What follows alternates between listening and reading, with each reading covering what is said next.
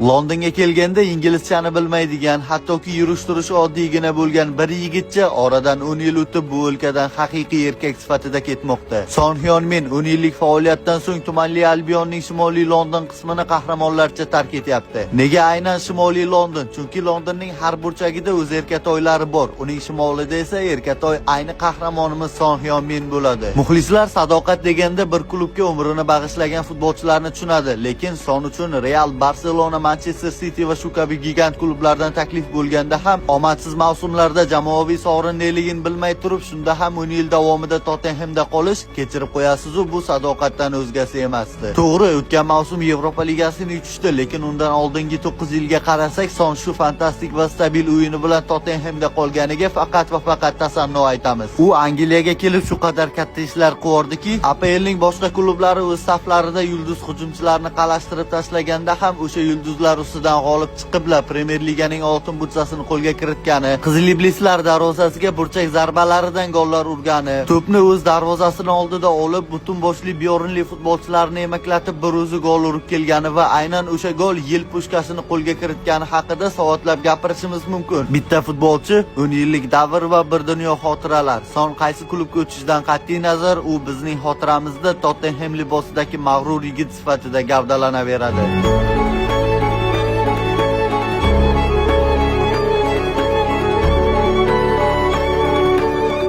Yanada ko'proq xabarlarni bilish uchun Futbol dunyosi kanaliga obuna bo'ling.